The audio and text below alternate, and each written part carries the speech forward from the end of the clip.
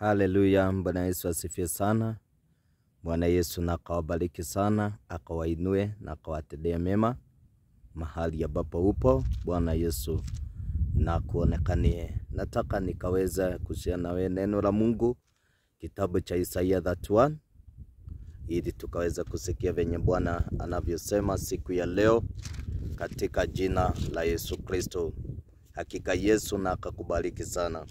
Maandiko inasema, ole wao teremkao kwenda Misri wapate msaada, na kutegemea farasi watumainio magari, kwa kuwa ni mengi, na wapanda farasi kwa kuwa ni hodari sana, lakini hawamwangalii mtakatifu wa Israeli, hawamtafuti Bwana. Yesu Kristo siku ya leo anasema ya kwamba, ama anatuonya, ole wao wateremkao Egypt, Misri, kutafuta msaada. Egypt ni nchi ambayo ilisimamia kuabudu sanamu. Maana Misri wanatumainia sanamu. Hivyo ndivyo wengi wamefanya, wametafuta msaada wao katika sanamu.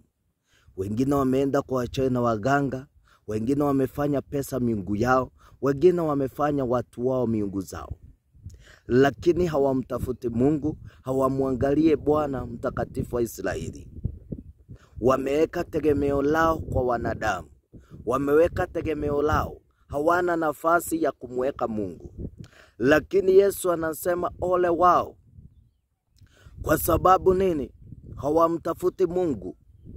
Ndugu zangu, dada zangu, ikiwa uko hapo ndugu yangu, na wewe umemweka mwanadamu kuwa tegemeo lako, umeweka mchawi kuwa tegemeo lako, mwingine umeweka pesa yako tegemeo lako, unasema ukigojea kuna pesa ya hospitali, ukisema ukiona shida uko na pesa ya kujitetea, ama uko na jambo la kutetea, ama uko na watu wako wa kutetea. Lakini unasahau Mungu aliumba mbingu na dunia. Nimekuja kukutangazia siku ya leo, iko siku ambao utatoka hapa duniani.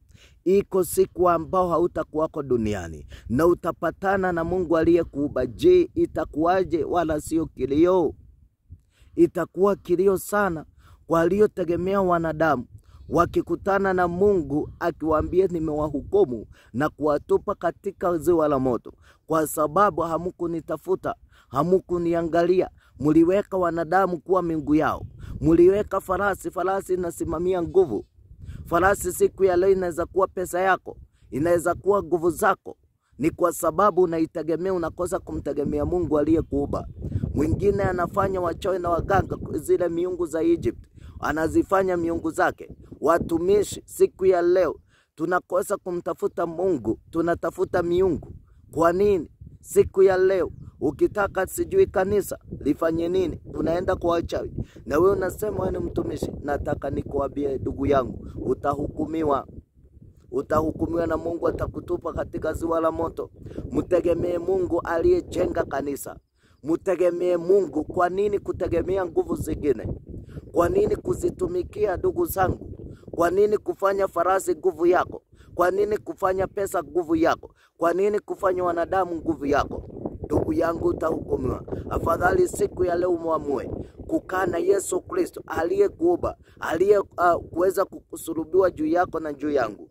Tukamtafute Mungu, tukakaa na njia za Mungu ndugu zangu, ili ya kwamba tukamfurahishe Mungu katika jina la Yesu Kristo. So maandiko inasema katika Isaiah 31, ole wao teremkao Misri kutafuta msaada. Ni msaada mgani? Unatafuta pesa kwa miungu, unatafuta pesa kwa shetani, ili hali unajua mwisho wa shetani ni kwa moto.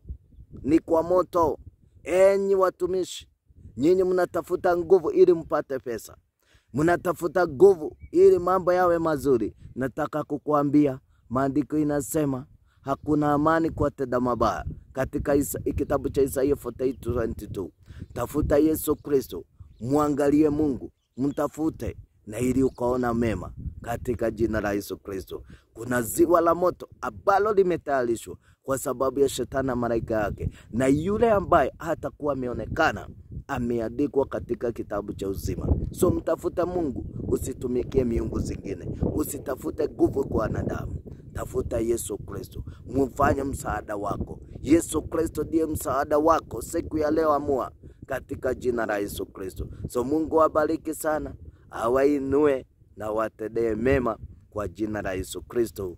Amen, amen, amen.